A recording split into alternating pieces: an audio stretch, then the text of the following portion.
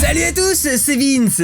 Et aujourd'hui on se retrouve dans une vidéo où j'ai sorti la veste rouge, le petit perfecto rouge. Voilà, j'avais envie, don't judge me. Et on se retrouve donc dans une nouvelle vidéo où on va parler donc de Photoshop, puisque c'est un nouvel épisode de ma série Les outils de Photoshop, où chaque semaine, rappelez-vous, eh bien je prends une fonction dans Photoshop et je l'analyse pour vous. Je vous fais un petit tuto dessus. Alors là en l'occurrence on est toujours donc dans la série des calques de réglage, et après avoir parlé de saturation, de vibrance, de courbe de niveau de luminosité, eh bien on va parler de la balance des couleurs. Hop, qui est ici. Alors la balance des couleurs, c'était un outil que j'utilisais énormément. Dans ma première partie, dans ma première période photographique entre guillemets, ma première période de retoucheur, parce que après je me suis dirigé plutôt vers la correction sélective qui était à mon sens plus puissante.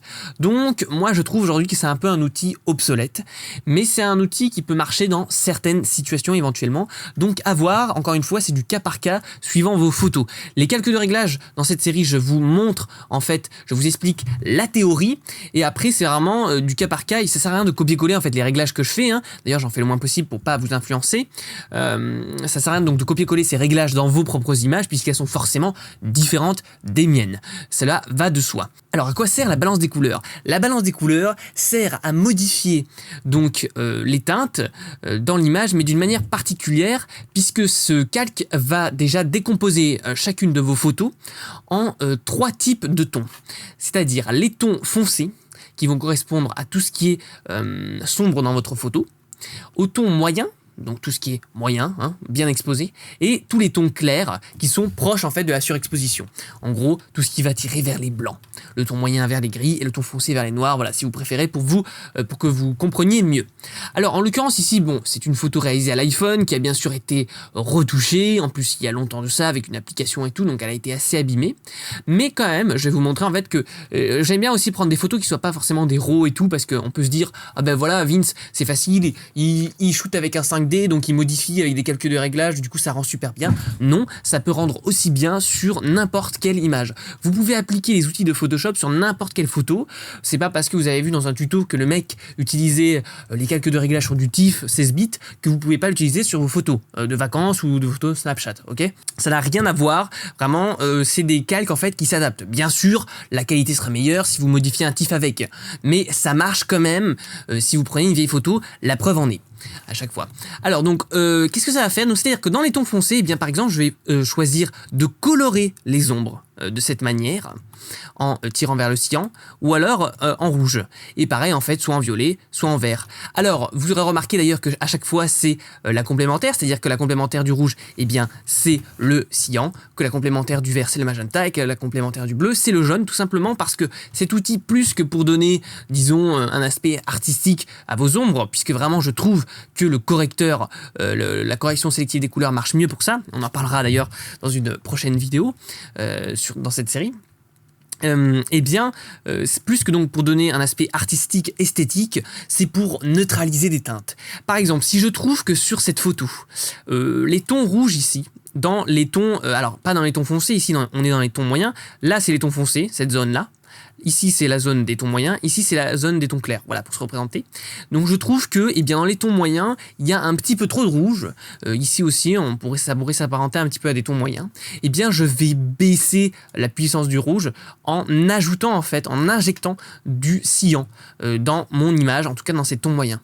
Et donc quand je fais un avant-après, je vois tout de même que ça a modifié de manière importante la puissance du rouge ici, et en fait ça vient calmer l'effet, mais ça vient calmer l'effet différemment de si vous désaturez votre image.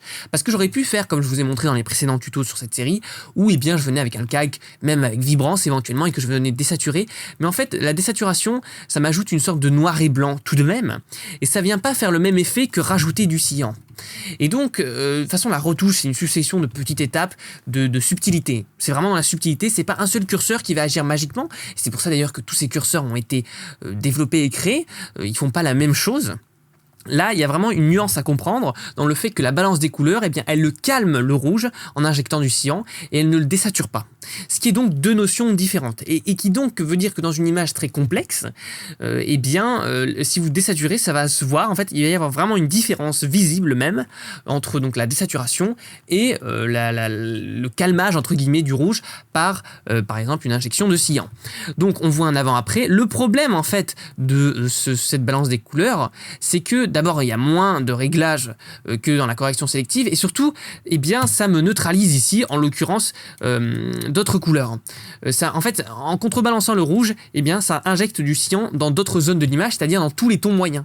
Or du coup, moi j'aimais bien la teinte un petit peu magenta ici, et du coup ça vient un petit peu trop balancer de cyan. Alors après voilà, c'est encore une fois suivant vos goûts et couleurs, là je vous montre juste pour l'exemple.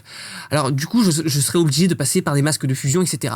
Alors après eux ils ont prévu que normalement, voilà, si je dois pouvoir ajouter un peu de magenta pour revenir à ça. Mais le problème c'est que du coup j'en rajoute aussi ici dans les tons moyens de rouge. Donc vous voyez le problème il se mord un peu la queue. En tout cas bon, je me devais de vous présenter cet outil, mais c'est aujourd'hui un outil que je n'utilise carrément presque plus jamais. Voilà. Et donc bien sûr on peut faire la même chose donc dans les tons clairs. Voilà, là on va attaquer un petit peu le blanc de l'image. Pareil, on peut ajouter du magenta ou du vert. Encore une fois, ça dépend de vos photos. Moi je me souviens, j'aimais bien rajouter du bleu un petit peu dans les tons clairs. En fait, c'est un petit peu comme si j'avais ajouté une courbe que je me mettais en bleu, comme je vous avais montré, que j'avais ajouté dans les tons clairs. Voilà. Aujourd'hui, en fait, je préfère faire ça parce que la courbe, si vous voulez, me donne plus de personnalisation, des réglages un peu plus accrus, plus de précision, voilà, c'est le mot que je cherchais, plus de précision, alors que la balance des couleurs, c'est un peu plus grossier. Donc retenez, si vous devez utiliser la balance des couleurs, pourquoi pas. C'est pas parce que c'est un outil simple qu'on ne doit pas l'utiliser. La preuve, moi j'utilise le calque de réglage luminosité contraste qui est quand même décrié par la plupart des photographes. Donc c'est pour vous dire. Mais je l'assume.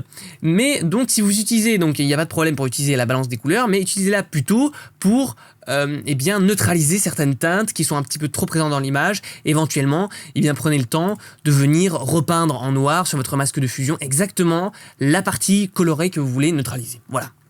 Un petit peu pour cette vidéo, j'espère qu'elle vous aura plu, j'espère que ma veste aussi vous aura plu, n'hésitez pas à me demander où je l'ai acheté, et puis avant de partir, n'oubliez pas que vous pouvez télécharger gratuitement mon livre Comment devenir un meilleur photographe en PDF dans la description, où je vous donne encore plein d'astuces pour améliorer ses photos, et puis nous on se retrouve très vite pour de prochaines aventures, salut à tous!